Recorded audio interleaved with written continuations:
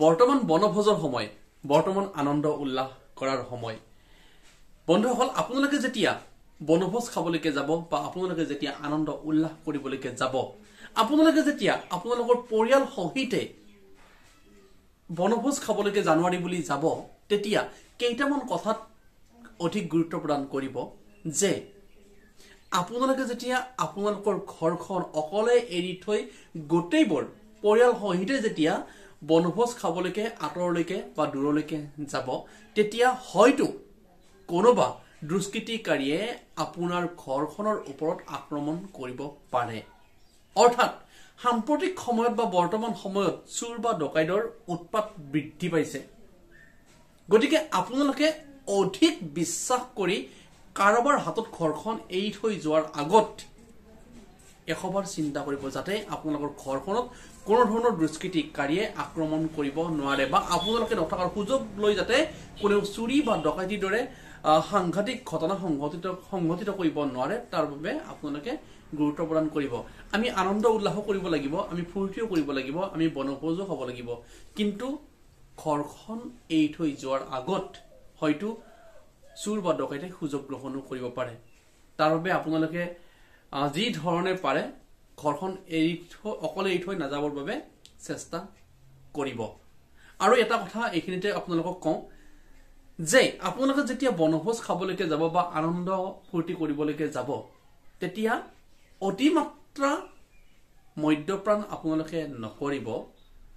আৰু অতিমাত্ৰা মদ্যপান কৰাৰ ফলতে হয়তো আপোনাৰ পৰিয়ালত সাংঘাতিক ধৰণৰ হাই কাজিয়া বা বিসংগতিও হ'ব পাৰে। স্বামী স্ত্ৰীৰ মাজত বা পতি পত্নীৰ মাজতো সাংঘাতিক ধৰণৰ বা পৰিয়ালৰ মাজত সাংঘাতিক ধৰণৰ হাই কাজিয়াও হ'ব পাৰে বা হাই কাজিয়াৰ সৃষ্টি হ'বলৈকে পাৰে। বা আপোনালোকে যিখন গাড়ীত যাব বা যিজন ড্ৰাইভাৰক আপোনালোকে লৈ যাব, আপোনালোকৰ লগতে হওক বা ড্ৰাইভাৰে মদ খোৱা মানুহকতো ক'বই নালাগে, য'তেই নহওক তেখেতসকলে মদটো বিচাৰি উলিয়াব বা খোৱাৰ অভ্যাস আছে যেতিয়াতো খাবই।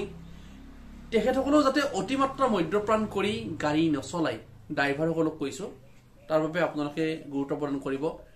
কাৰো দুখ বা দুৰ্গতি নামি নাহক, শান্তি শৃংখলা অটুট ৰাখক, শান্তি শৃংখলতা বজাই ৰাখি শৃংখলাবদ্ধতাৰে আপোনালোকে বনভোজ খাবলৈকে যাওক, আনন্দ ফূৰ্তি কৰিবলৈকে যাওক, তাৰে কামনা কৰিছো। আৰু 2025 নতুন বৰ্ষটো সকলোৰে বাবে ভাল হওক, মংগল হওক।